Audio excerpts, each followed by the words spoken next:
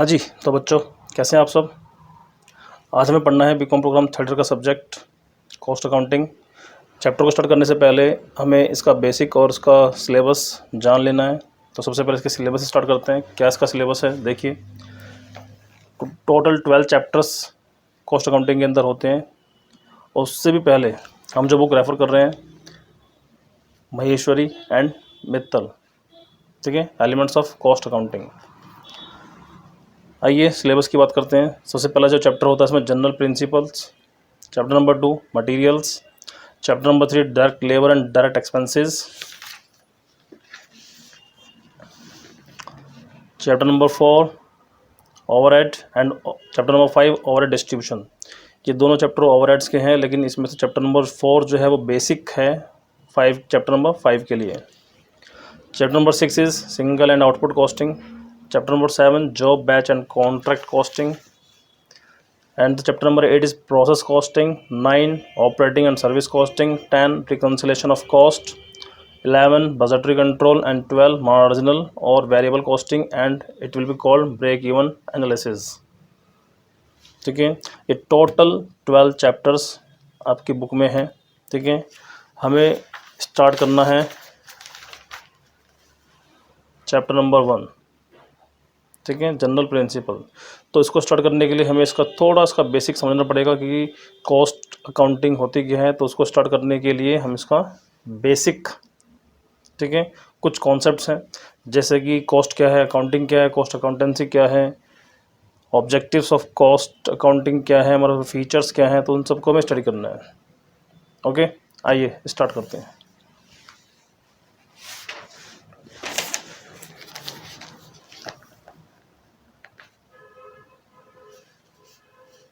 I hope सबको दिख रहा होगा।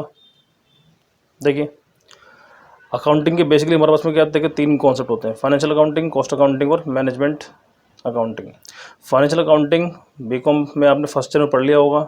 ये बेसिकली किस काम आता है, to find out profit and loss of a business के प्रॉफिट और लॉस को फाइंड आउट करने के लिए फाइनेंशियल अकाउंटिंग इस्तेमाल में लाई जाती है।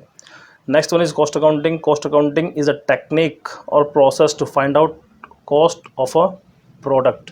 किसी भी गुड्स को बनाने की जो कॉस्ट है उस कॉस्ट को पता लगाने की टेक्निक कॉस्ट अकाउंटिंग कहलाती है।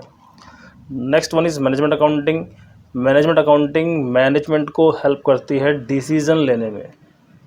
ठीक है, आइए अब स्टार्ट करते हैं इसके बारे में। सबसे पहले देखिए cost accounting is summation of 2 words, cost and accounting. Now we have to study what is cost, then what is accounting. ठीक है, let's start. Number 1 is cost. Cost basically क्या है, देखिए it is an expenditure incurred on particular thing और activity. किसी भी particular thing और activity के ऊपर कोई भी अगर हम लोग खर्चा कर देते हैं, आपने इकोनॉमिक्स में भी पढ़ा होगा, expenditure incurred on the production process. किसी भी गुड्स को, किसी भी सर्विस को प्रोड्यूस करने पे जो खर्चा लगता है दैट इज़ कॉस्ट। ठीक है, और जो खर्चा लगता है एक्सपेंडिचर बेसिकली 2 तरह का होता है, एक्चुअल और नॉशनल। एक्चुअल जो कैश फॉर्म में होता है और नॉशनल जो नॉन कैश फॉर्म में होता है। ओके,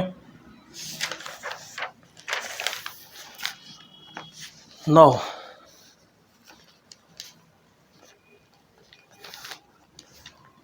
देखिए सबको दिख रहा होगा। अब पढ़ना देखिए मैं कॉस्ट। उससे पहले देखिए एक एग्जांपल है हमारे पास में।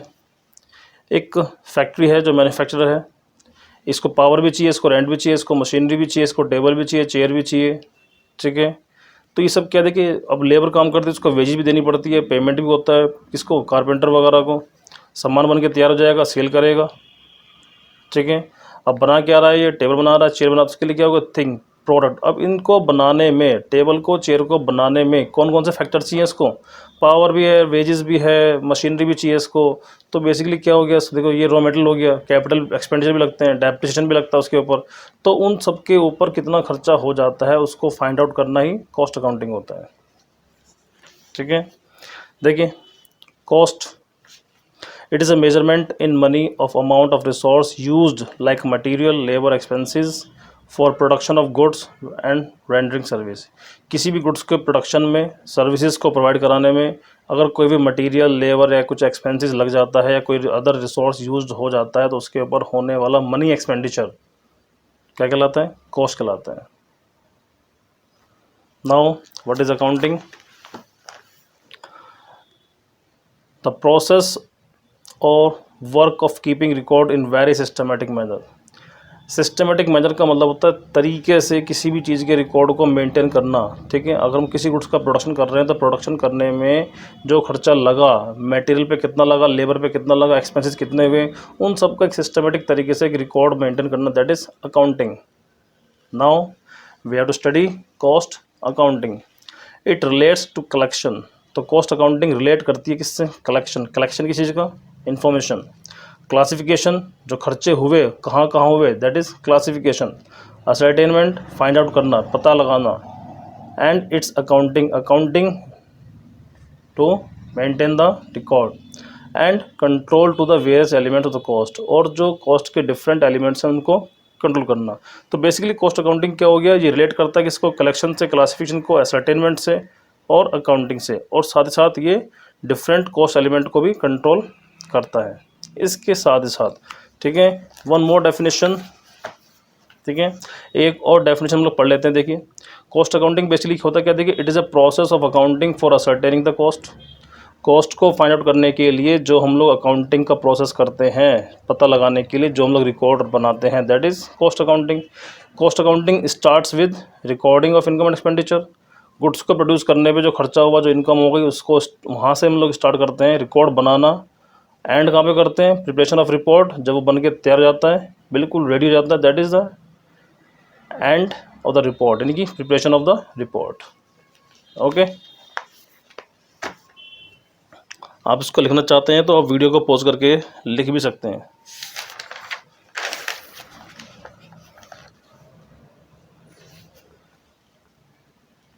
नाउ क्लासिफिकेशन ऑफ कॉस्ट, ठीक है। We have different classification of cost, ठीक है। Number one is on the basis of element. On the basis of element we have three types of cost: material cost, labour cost, overhead cost. Material जो सामान को बनाने पे खर्चा लग जाता है, लेबर जो प्रोडक्शन करने में एंगेज होते हैं, ओवरहेड मटेरियल लेबर के अलावा जो अदर एक्सपेंडिचर होते हैं उसे ओवरहेड बोलते हैं। On the basis of object, ठीक है, ऑब्जेक्ट के आधार पर जो कॉस्ट होती है, डायरेक्ट कॉस्ट जो डायरेक्टली प्रोडक्शन के ऊपर डिपेंड करती है, इनडायरेक्ट कॉस्ट जो प्रोडक्शन के अलावा होती है। Number third one is on the basis of variability, nature and behaviour. Behaviour के according fix cost, variable cost. Fix आपको पता ही है, इकोनॉमिक्स में आपने पढ़ाई होगा पहले, ठीक है। तो कॉस्ट अकाउंटिंग बेसिकली कॉस्ट का चैप्टर आपका इकोनॉमिक्स में भी आता है, तो कॉस्ट उसी के अकॉर्डिंग पढ़ रहे हैं। फिक्स कॉस्ट 11th क्लास से पढ़ते हुए आते हैं। तो फिक्स कॉस्ट का बेसिकली मतलब क्या देखिए हमारे पास में, विच इज़ फिक्स्ड, जो फिक्स रहती है at any level of output, किसी भी आउटपुट के लेवल पे जो कॉस्ट फिक्स रहती है, that is fix cost. Variable, ठीक है, विच में very with the change the output, यानी कि जो आउटपुट के चेंज होने के साथ साथ चेंज होती रहती है। सेमी वेरिएबल, ये क्या होती है कि एक लिमिट तक फिक्स होती है, उसके बाद वेरिएबल होती है, ठीक है, कुछ टाइम तक fix then variable, that is called semi variable. On the basis of controllability, controllable cost, जो हम लोग कॉस्ट को कंट्रोल कर सकते हैं, दैट इज कंट्रोलेबल, और जो कंट्रोल नहीं हो सकती है, uncontrollable. On the basis of normality, normal cost, daily production पे जो कॉस्ट लगती है, दैट इज नॉर्मल कॉस्ट, ठीक है। डेली के डेली प्रोडक्शन पे फैक्ट्री में जो खर्चा आता है, इतना खर्चा तो होगा ही होगा, उसे क्या बोलते हैं? नॉर्मल, जो आना ही आना है। अब नॉर्मल ड्यू टू नेग्लिजेंस, लापरवाही से कुछ नुकसान हो गया, कुछ मशीन का पार्ट टूट गया, कुछ वेस्टेज हो गया, डैमेज हो गया कोई part, that is abnormal cost. On the basis of cash outflow, explicit और इम्प्लिसिट, ठीक है, ये आउटफ्लो के अकॉर्डिंग होता है। एक्सप्लिसिट कॉस्ट कौन सी होती है? Which is in terms of money, ठीक है। ये कौन सी होती हैं? जो मनी की टर्म्स में पे की जाती हैं, जैसे electricity bill, telephone bill, godown rent, office rent, जो खर्चा मनी के रूप में होता है, दैट इज़ एक्सप्लिसिट कॉस्ट, ठीक है। इम्प्लिसिट कॉस्ट, जो खर्चा मनी के रूप में नहीं होता, ठीक है। The income which can be earn but not earn, वो इनकम जो कमाई जा सकती थी लेकिन नहीं कमाई गई है, दैट इज़ इम्प्लिसिट कॉस्ट, ठीक है। फॉर एग्जांपल आपने अपने बिजनेस में पैसा लगा दिया, 1 करोड़ रुपीज़ आपने अपने ही बिजनेस में इन्वेस्ट कर दिया, अपने बिजनेस में इन्वेस्ट ना करके कहीं और इसको इन्वेस्ट करते तो वहाँ से आपको इंटरेस्ट मिलता। ठीक है। तो बेसिकली क्या है, जो रियल कॉस्ट होती है वही क्या होती है, इम्प्लिसिट कॉस्ट होती है। अब वो जो इंटरेस्ट का हमें लॉस हुआ, मिल सकता था लेकिन नहीं मिला, तो वो जो लॉस हुआ that is implicit cost. On the basis of decision making, decision के लिए रेलिवेंट एंड इररेलिवेंट। रेलिवेंट कौन सी होती है, अपॉर्चुनिटी, मार्जिनल, और इररेलिवेंट संक कॉस्ट। संक कॉस्ट कौन सी होती है, विच can not be recovered, just like advertisement cost, जो विज्ञापन वगैरह के ऊपर हम लोग खर्च कर देते हैं। The last one is on the basis of function, production cost, selling cost, distribution, administrative cost, development cost, pre-production। pre-production मतलब प्रोडक्शन से पहले जो खर्चा लगता है, जैसे एस्टिमेशन पर आर्किटेक्ट की फीस जो जाती है, दैट इज प्री प्रोडक्शन।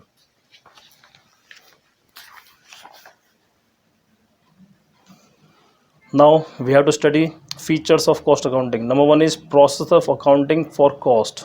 ठीक है, देखिए नाम में सब कुछ आ गया इस लाइन के अंदर, अकाउंटिंग फॉर कॉस्ट। ठीक है, जो कॉस्ट के रिकॉर्ड को मेंटेन, जिस भी चीज़, कॉस्ट अकाउंटिंग बेसिकली होती क्या है, जिसमें कॉस्ट के रिकॉर्ड को मेंटेन कर कर रखा जाए, दैट इज कॉस्ट अकाउंटिंग। तो पहला फीचर ये हो गया इसका। नंबर 2 है क्या, देखिए, records income and expenditure relating to production of goods and service. किसी भी गुड्स के प्रोडक्शन और सर्विस से रिलेटेड कोई भी इनकम एंड एक्सपेंडिचर है उसके रिकॉर्ड को रखना, that is cost accounting. Provide statistical data for the preparation of tenders and the quotations. ठीक है, स्टैटिस्टिकल डेटा को प्रोवाइड कराना टेंडर को इशू करने के लिए, कोटेशंस को भरने के लिए। कोटेशन बेसिकली क्या होते हैं, प्राइस लिस्ट। ठीक है, एक ब्राउचर टाइप होता है जिसमें क्या प्राइस लिस्ट होती है हर चीज़ों की, तो वो कॉस्ट का पता चल जाएगा तो ही हम लोग प्राइसेस को डिसाइड कर पाते हैं। Number 4, concern with the cost ascertainment, cost presentation and cost control and the cost reduction. ठीक है, तो कॉस्ट अकाउंटिंग कंसर्न करती है कॉस्ट को असर्टेन करने में, फाइंड आउट करने में, एंड कॉस्ट प्रेजेंटेशन, कॉस्ट को प्रेजेंट करने में, कॉस्ट को कंट्रोल करने में, कॉस्ट को रिड्यूस करने में। कॉस्ट को रिड्यूस कैसे किया जाए। Now what are the objectives of the cost accounting. Number 1, ascertainment of cost, cost का पता लगाना। Correct analysis of the cost, cost को करेक्टली एनालाइज करना। Disclose source of wastage, wastage कहाँ से हो रहा है उसको डिस्क्लोज करना। Fixation of the prices, price को फिक्स करना। सबसे मेन जो इंपॉर्टेंट पार्ट है कॉस्ट का वो क्या है, प्राइस, फिक्सेशन ऑफ प्राइसेस। किसी भी गुड्स का प्राइस तभी फिक्स हो सकता है जब उसके बारे में कॉस्ट का हमें ज्ञान हो। ठीक है, कॉस्ट ही नहीं पता कितना कोई सामान है, कितने का बना, और हमें पब्लिक से कितना लेना है, तो कितना लेना है वो अमाउंट कैसे फिक्स किया जाएगा, नहीं कर पाएंगे। अगर कॉस्ट पता है तो ही मार्केट प्राइस फिक्स किया जा सकता है। असर्टेनमेंट ऑफ प्रॉफिटेबिलिटी, प्रॉफिटेबिलिटी कितना, 100 रुपीज़ कॉस्ट आई है, उसके ऊपर हम लोगों ने 100 रुपीज़ ही हमने प्रॉफिट रख दी, तो उसका मतलब क्या हुआ, 100% प्रॉफिट। तो प्रॉफिटेबिलिटी का रेशो भी कॉस्ट के ऊपर डिपेंड करता है। Effective control, aid to management, management को हेल्प करता है ताकि वो अच्छे से डिसीजन ले पाएँ। कॉस्ट का ऑडिट भी हो सकता है और कॉस्ट रिडक्शन के लिए टेक्निक भी पॉसिबल हो सकती है। Okay, now scope of cost accounting. Cost ascertainment के अंदर क्या दिखा रखा, देखिए ये इसका फर्स्ट पॉइंट है, collection analysis of expenses. Expenses को कलेक्ट करो और उसको एनालाइज करो। कहाँ कलेक्शन का मतलब कहाँ कहाँ खर्चा हुआ, इन्फॉर्मेशन कलेक्ट करो और उसको एनालाइज करो किस चीज़ पर हुआ। मेजरमेंट ऑफ प्रोडक्शन, प्रोडक्शन को मेजर करो कितना प्रोडक्शन हुआ। लिंकिंग का production with the expenses, production को एक्सपेंसेस से लिंक किया जाए। ठीक है, number next is cost accounting. Cost accounting में होता क्या, देखिए, cost control, cost reduction and cost audit. आप इसको वीडियो को पॉज करके कॉपी भी कर सकते हैं।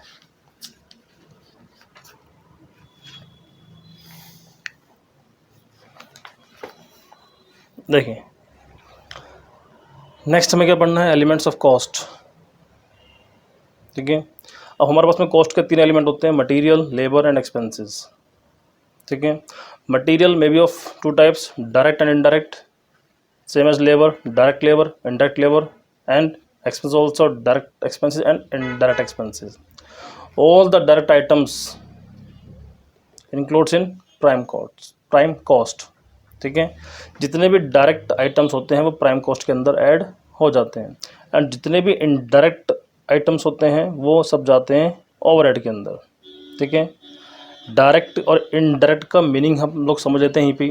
डायरेक्ट का मतलब जो किसी गुड्स के प्रोडक्शन में डायरेक्टली इन्वॉल्व हैं, ठीक है। फर्नीचर बनाने के लिए would for furniture, direct material, ठीक है। लेबर जो प्रोडक्शन कर रही है, डायरेक्ट लेबर, ठीक है। प्रोडक्शन में ही कुछ खर्चा हो जाता है, ठीक है, डायरेक्ट एक्सपेंसेस, ठीक है। जैसे कि रॉ मटेरियल को लाने में कुछ खर्चा लग गया, दैट इज़ डायरेक्ट एक्सपेंसेस। इन सब के अलावा कुछ खर्चे ऐसे होते हैं जो प्रोडक्शन में डायरेक्टली इन्वॉल्व नहीं होते हैं, ठीक है। उसे क्या बोलते हैं हम लोग? indirect material, indirect labor and indirect expenses. All the indirect items includes in overhead, and overhead also may be of three types: production overhead, administrative overhead and selling and distribution overhead. Research and development नहीं करना है। Production overhead, ठीक है। अब देखिए production के अंदर भी हमारे पास में क्या होता है, देखिए प्रोडक्शन का मतलब फैक्ट्री, ठीक है। इसको फैक्ट्री ओवरहेड भी बोल सकते हैं। तो फैक्ट्री ओवरहेड के अंदर हमारे पास में देखिए फैक्ट्री में मटेरियल भी लगता है, लेबर भी लगती है और एक्सपेंसेस भी लगता है। Office and administrative, material, labour, expenses. Selling and distribution overhead, material, labour and expenses, ठीक है। Now what is material? Material का मतलब होता है हमारे पास में the term material may be defined as the substances from which products are manufactured, जिसकी सहायता से प्रोडक्शन किया जाता है। कोई भी प्रोडक्ट मैन्युफैक्चर होता है, जैसे कि फर्नीचर बना वुड से, it means wood will be called material, ठीक है। Plastic for chair, plastic will be called material, okay. Example देखिए, wood is used in manufacture the furniture. Furniture को बनाने में जो वुड लगी होती है वो is in a raw state, ठीक है। और वो एक रॉ स्टेट में होनी चाहिए, ऐसे नहीं कि वो रेडीमेड होनी चाहिए ला कर लगा दिया, नहीं, वो एक रॉ स्टेट में होनी चाहिए। Whereas cloth use in dress, that is also material, ठीक है। Now material may be of two types, direct और इनडायरेक्ट। अभी मैंने आपको बताया जो किसी गुड्स को प्रोडक्शन करने में डायरेक्टली एंगेज्ड है, दैट इज़ डायरेक्ट मटीरियल, और जो गुड्स को बनाने में डायरेक्टली एंगेज नहीं है, इनडायरेक्ट मटीरियल। डायरेक्ट के मीनिंग आपको समझ में आ गया है, तो उसको हम लोग एग्जांपल समझ लेते हैं। देखिए, would in manufacturing of the furniture, plastic in toys को बनाने के लिए जो प्लास्टिक लगी होती है, ठीक है। इसके अलावा कुछ है और हमारे पास में all material specifically purchased for a specific job. Process order दिखा रखा है, देखिए यहाँ पे नेल्स, कीलें, ठीक है, for making furniture. Glue for book binding के लिए ग्लू होता है, that is also called direct material. Primary packing, अब देखिए किसी भी गुड्स को पैकिंग करने के लिए दो मटेरियल लगते हैं, प्राइमरी पैकिंग मटेरियल और secondary packing material. Primary packing का एग्जांपल पढ़ते हैं हम लोग, जैसे कि टूथपेस्ट होता है, टूथपेस्ट जो ट्यूब में आता है वो ट्यूब क्या होगी? प्राइमरी पैकिंग, ठीक है, क्योंकि वो ज़रूरी है टूथपेस्ट के लिए, okay. Second one is secondary packing. Secondary मतलब वो ट्यूब, टूथपेस्ट की ट्यूब होती है, वो गत्ते की डब्बी में आती है, that is secondary packing material. Primary packing material will be included in direct material, and the secondary packing material will be included in indirect material, okay. Some more examples are here, just like tires for vehicles, ठीक है, tyres for vehicles, IC for TV. It means vehicles के लिए tyre और TV के लिए IC, ये सब क्या है हमारे पास में? Direct material. इनडायरेक्ट जो किसी गुड्स का पार्ट नहीं होते हैं, मैंने कहा जो डायरेक्टली गुड्स में जो प्रोडक्शन में एंगेज नहीं होते हैं, उसे क्या बोलते हैं हम लोग? Indirect material. जैसे lubricant, consumable stores, materials, cleaning material जो होते हैं साफ़ करने का, मशीनरी वगैरह को साफ़ करने के लिए, ठीक है, प्रिंटिंग एंड स्टेशनरी। ये देखो, ये किसी गुड्स के प्रोडक्शन में डायरेक्टली इन्वॉल्व नहीं होते हैं, इसलिए इसे क्या बोलते हैं हम लोग? Indirect material.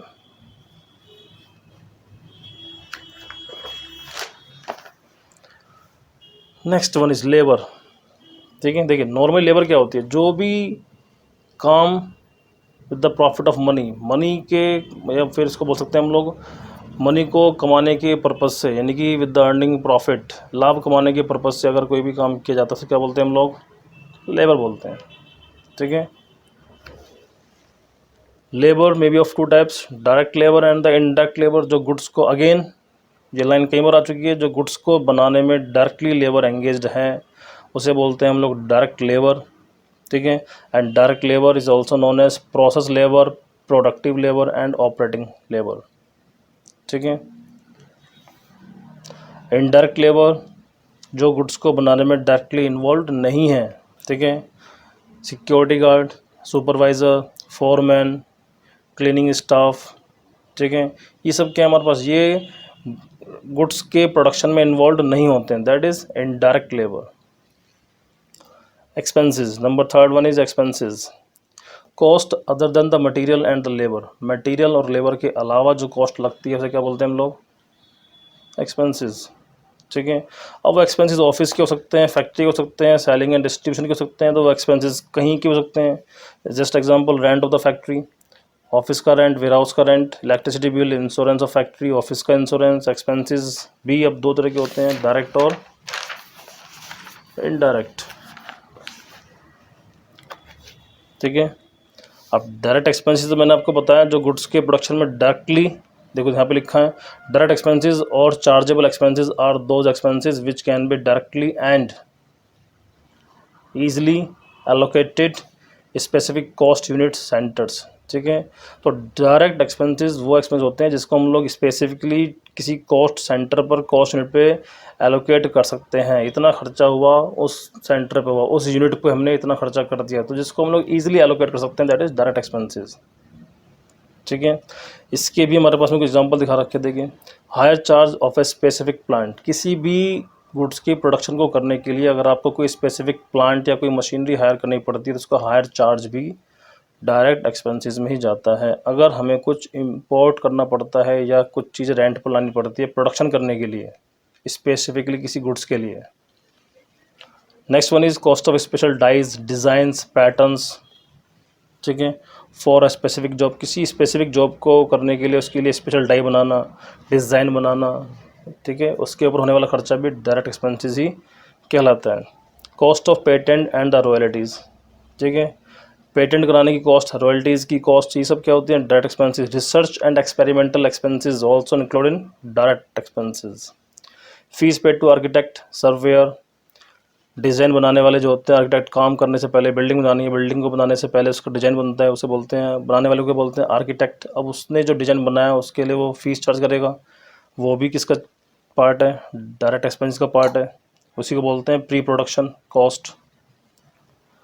Next one is indirect expenses. Indirect expenses are those expenses which can not be directly and easily allocate to the specific cost और सेंटर, ठीक है, यूनिट और सेंटर।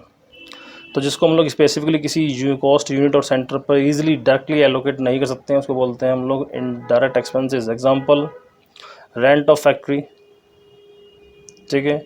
तो क्या इसको प्रोडक्शन में डालेंगे, नहीं। ऑफिस का रेंट, वेयर हाउस का rent, insurance, electricity bill, depreciation of machinery and furniture, advertisement expenses, carriage outward, secondary packing expenses etcetera.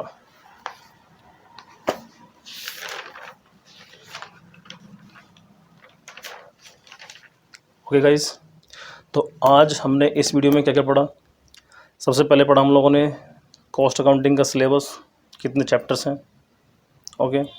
इसका बेसिक में कॉस्ट क्या होती है, अकाउंटिंग क्या होती है, कॉस्ट अकाउंटिंग क्या होती है, ठीक है। नेक्स्ट वन हमने पढ़ा इसके अंदर फीचर्स, स्कोप, ऑब्जेक्टिव्स, ठीक है, एलिमेंट्स ऑफ कॉस्ट, डायरेक्ट और इनडायरेक्ट कॉन्सेप्ट्स पढ़े हम लोगों ने, ठीक है। तो ये फर्स्ट वीडियो है, इसमें इतना ही। नेक्स्ट वीडियो में हम लोग स्टार्ट करेंगे ओवरहेड्स, ओके। Thank you.